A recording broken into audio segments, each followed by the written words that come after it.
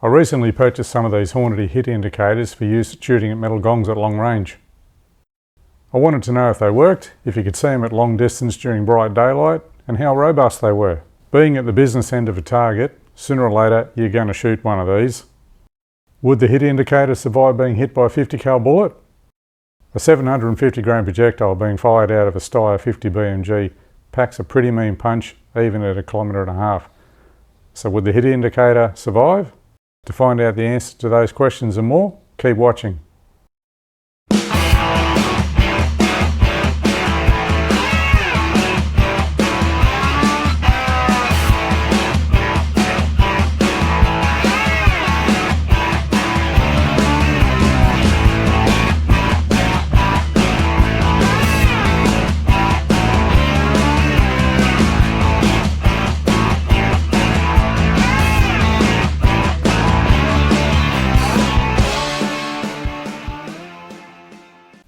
Today we're going to take a look at Hornady's new HIT indicators. They're sold in a pack of 2 for around $50, or you get a packet of 5 for about $130. And they are a great addition to your long range shooting kit. We all love hearing the ding of a bullet hitting steel at distance, but sometimes you just don't hear it. If you've got a crosswind, or worse still, a tailwind, the noise won't carry back to you, especially when you're wearing hearing protection. Now the indicators are made of plastic, but they do have an internal battery and they've got a USB-C port on the side for charging. Each of these indicators comes with its own charging cable, and they also come with one rubber strap that you can use to attach to your target. Normally you put that around the gong stand or something holding it so it'll flash when it has an impact.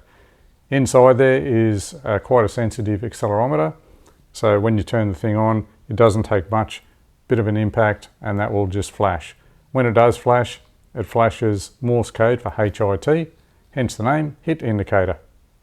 They're pretty simple to use. They've just got one button on the top there, which is you just push and hold to turn it on, push and hold to turn it off. And if we turn that on there, 2 little LED indicators on the back there, one to indicate when the battery is being charged, and one to let you know when the battery is charged or depleted. So with the accelerometer inside it, it doesn't take much. And there we go, she flashes. So for the first test, I attached one to a star picket, which was holding up a homemade plough disc gong. And we put that out at 650 yards, shot at the gong. So let's see how that turned out. Good afternoon, we're back out on the range. And we're going to try our little Hornady HIT indicators. These things flash quite brightly. The Morse code HIT, HIT, when you hit the gong. So we've got our old plough disc gong out at that tree over there, 650 yards. So I've got that relatively cheap Lynx scope on my 6.5 Creedmoor. We sighted it in yesterday at 100. And now we're going to dial it in and see if we can record a hit. This is a new little setup with a spotting scope, and we can see that's our gong way down there. So we'll hit record, see how we go. See how many shots it takes. It's a bit windy, a little bit of a crosswind, but it's coming and going, so that's my excuse for not hitting it. We'll give it a crack.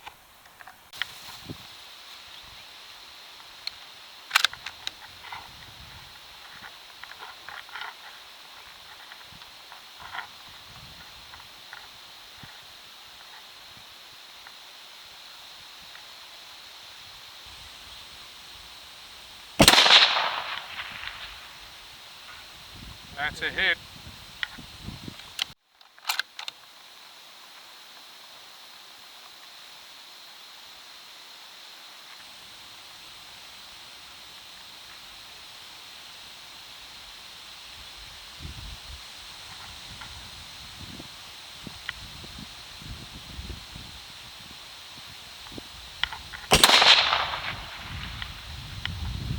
Another hit. Okay, so you can see that it worked quite well at 650 yards. Nice bright day, so let's push it out even further. On the packet they do say that you can see this at 1,000 yards, weather dependent. So I want to test it even further. So we're going to push it out to 1,640 yards, which in the metric scale is 1.5 kilometres. I'll shoot out with 6.5 Creedmoor, just at 8mm plate steel as a target. We've got the HIT indicator mounted on the chain, which is dangling off a couple of star pickets. And let's see how that works. 6.5 Creedmoor, 1.5 kilometres.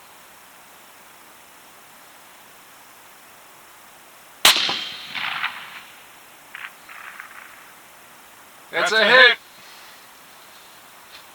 This is what it looked like through the spotting scope, but if we zoom in on the footage, you can actually see the HIT indicator light up on the top left hand side of the target. Pretty hard to see with the naked eye, but you could definitely see it through the spotting scope, and you could definitely see it through the rifle scope as well.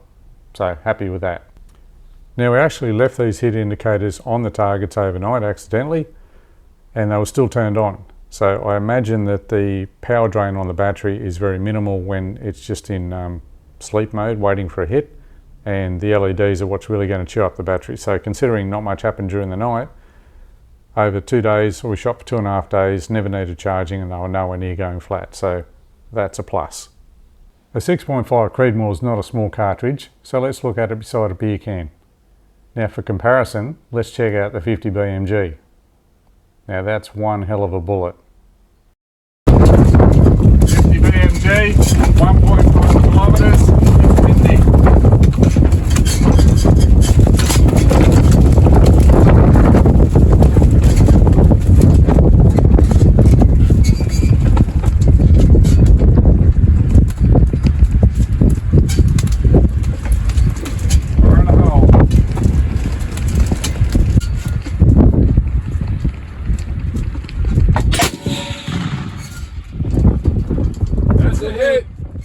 Finally! The GONG we're shooting at, it's not AR 500 steel, it's just steel plate, but it is 8mm thick. And at 1.5 kilometres, the 50 BMG put one hell of a dent in it. Check this out. The all copper monolithic bullet, when it impacted that steel, put a huge dent in it and turned itself into a piece of art. It was that hot, when it landed on the core fleet underneath, it melted straight through the plastic. Check out the flight of the 50 cal bullet. Because the video is compressed and you're looking at something that's 1.5 kilometres away, although the bullet's doing that and then dropping down, it makes it look like it comes up and straight back down onto the target. Check this out. That's a hit!